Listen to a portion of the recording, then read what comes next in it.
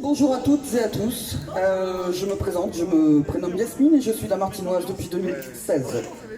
Je suis l'une des porte-paroles du collectif damartinois pour l'éthique et la transparence. Merci à tous pour votre présence à cette nouvelle journée de mobilisation. Alors avant tout, j'ai une pensée particulière pour toutes les familles qui ont été fortement impactées là, par les récentes intempéries et qui ont fait malheureusement beaucoup de dégâts. Voilà, donc une pensée pour toutes ces familles. Je vous rappelle le rituel du samedi avec les recommandations liées au contexte actuel. Nous avons le droit de manifester, mais continuons à prendre soin les uns des autres. Merci de respecter les gestes barrières et les consignes sanitaires. Notre mobilisation est citoyenne. Nous respecterons les personnes et les biens. Nous ne jetterons rien sur la voie publique, car nous respectons notre ville Dammartin-Angouel.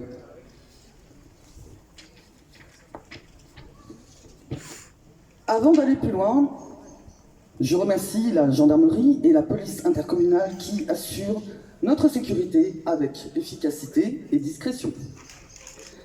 Et puis, n'oublions pas non plus de saluer Monsieur le maire, qui nous fera peut-être l'honneur de sa présence.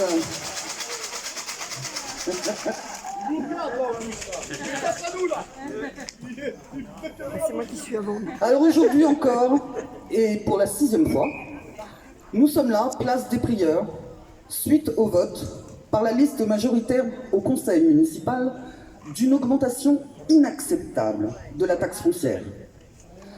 Je vous rappelle qui nous sommes. C'est important de le faire pour toutes celles et ceux qui sont peut-être là pour la première fois. Nous avons créé le collectif pour l'éthique et la transparence, à la suite de l'invalidation de l'élection du maire et de sa condamnation à l'inéligibilité pour avoir oublié, bon, ça arrive, de présenter dans les temps ses comptes de campagne. Non, ça ne doit pas arriver. Cet oubli remet en cause la sincérité même du scrutin de l'an dernier. Sans compte de campagne, comment vérifier si cette campagne s'est déroulée honnêtement et légalement? Impossible.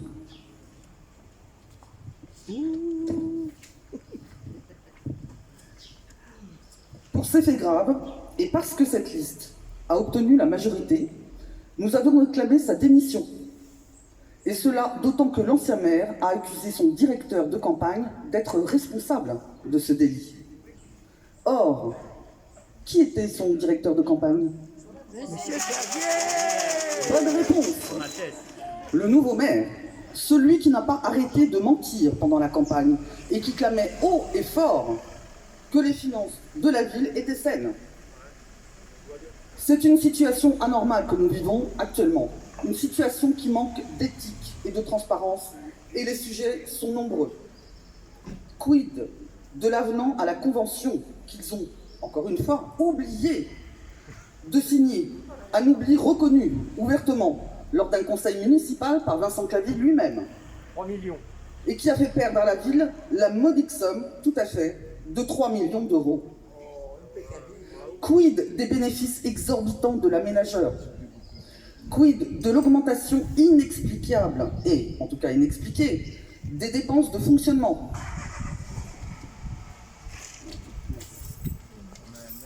Quid de leur gestion budgétaire désastreuse? L'opacité de la vie publique à Dammartin, le manque de transparence, les mensonges et les omissions, la malhonnêteté de la campagne électorale. Plus rien ne permet de faire confiance à ces élus, qu'ils s'en aillent. Démission!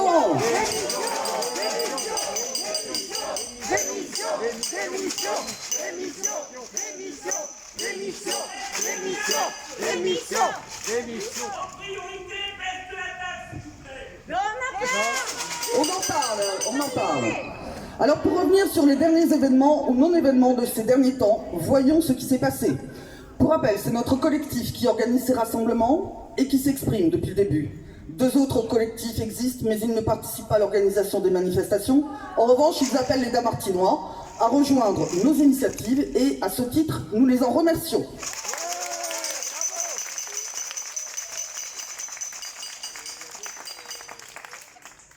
Samedi dernier, nous avions souhaité organiser la manifestation, mais nous en avons été empêchés par le maire. C'est la deuxième fois qu'il s'oppose à nos demandes de manifestation. Vous avez le droit de se promener, hein. Il nous a opposé le délai des 3 jours francs et une problématique de sécurité.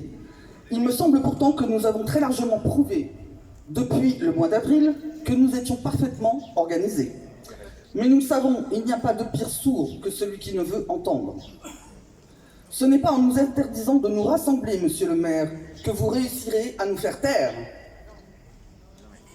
La vérité à ces refus est que, encore une fois, il n'a pas voulu prendre en compte la colère des Damartinois, comme à son habitude, il les méprise. Il n'a apporté aucune réponse à nos courriers et à notre demande de rendez-vous, contrairement à ce qu'il laisse entendre dans sa lettre du maire du mois de mai. Mensonge.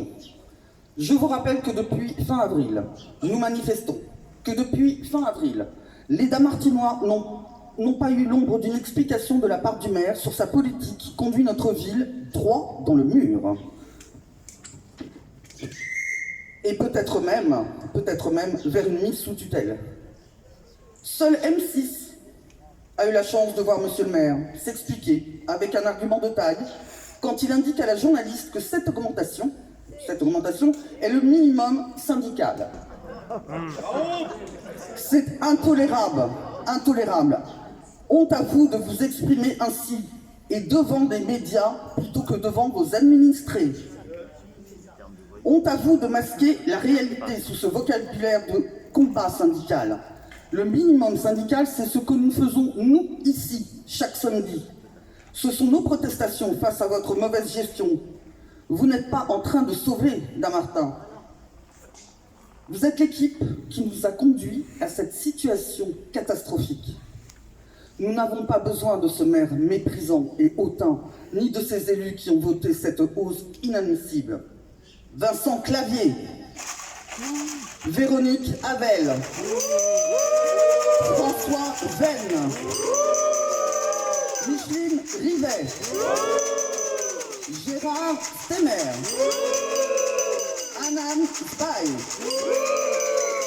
Michel Nadji, Marilyn Lecor, Angèle Van Gorp, Valérie Turlier, Olivier Grinaud, Cédric Bénit,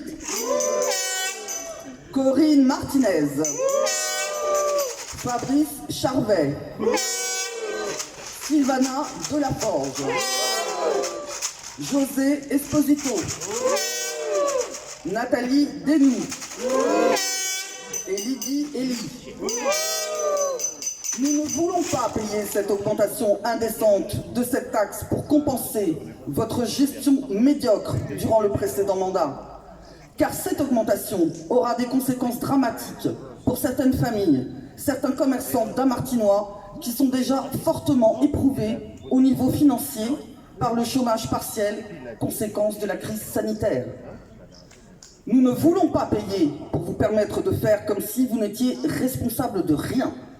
Vous n'êtes pas des nouveaux venus, vous êtes la continuité du mandat précédent, un mandat catastrophique pour notre ville et pour nous.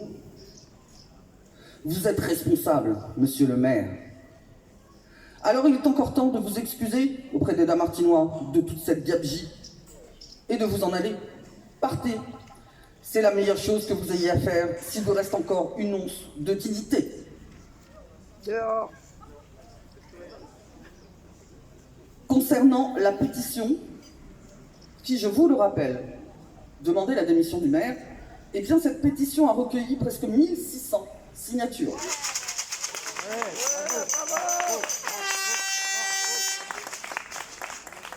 1600 signatures, c'est quasiment le double du nombre de voix obtenues par la majorité municipale aux dernières élections. C'est un chiffre conséquent et à prendre au sérieux dans une ville qui compte près de 4000 foyers. Nous sommes donc allés vendredi dernier, le 28, avec une petite délégation de notre collectif à la mairie pour lui remettre cette pétition. Et nous avons eu la grande joie, enfin, de voir monsieur le maire qui arrivait lui aussi à la mairie. Alors, je ne vous cache pas que la joie de nous voir n'était pas réciproque.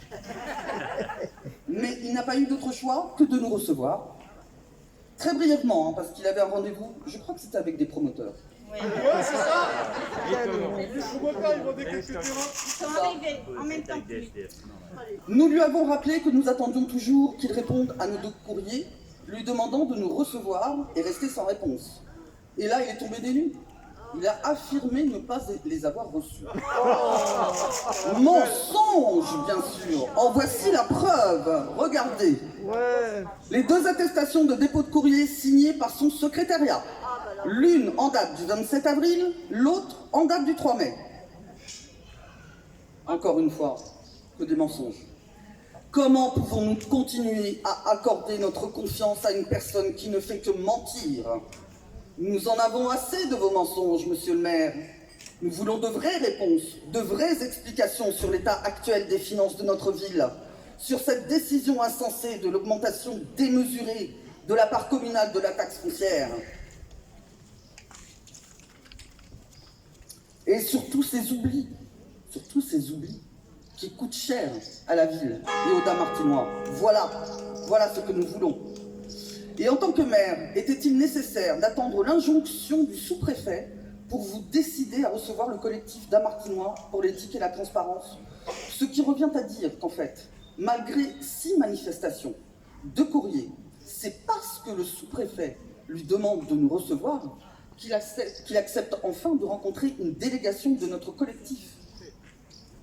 Courant de semaine prochaine peut-être, mais nous n'avons pas encore de date. Quel mépris! Nous en avons assez de votre comportement méprisant. Cela me fait penser d'ailleurs à une amie qui m'a récemment fait remarquer très justement que l'anagramme du mot maire était aimer. Un maire doit aimer ses administrés et tout faire pour leur bien-être, pour sa ville. C'est le bien commun qu'il doit privilégier. Mais notre maire en est incapable. Il est bien loin d'avoir cet état d'esprit. Il ne cesse de prouver son mépris à notre égard et c'est inadmissible. Je vous rappelle les revendications portées par notre collectif. Des explications sur la situation financière et sur les dérives commencées dès 2014. Nous voulons un audit citoyen et indépendant des finances publiques avec l'examen des politiques qui nous ont conduits dans le mur pendant le dernier mandat. Des explications sur les bénéfices énormes de l'aménageur. Des explications sur les avenants à la convention avec l'aménageur non signés et qui font perdre 3 millions au budget communal. Des explications sur la gestion budgétaire de la zone de santé. Nous voulons l'annulation de cette augmentation indécente des impôts. Nous voulons une équipe qui ne soit pas élue sur des mensonges et incapable de respecter les lois. Voilà ce que nous voulons. Et c'est pour cela que nous devons rester mobilisés, que nous devons rester motivés. Ensemble, nous pourrons lutter. Unis, nous pourrons les faire fléchir. Démission! Démission! Démission! Démission! Démission! Démission! Démission! Démission! Démission! Démission! Démission!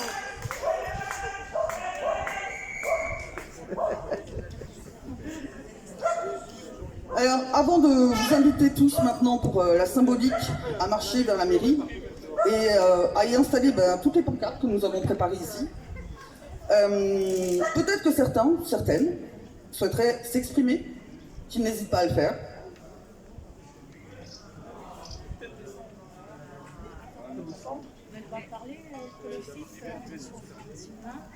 On relance un appel, s'il y a un autre collectif veut prendre la parole.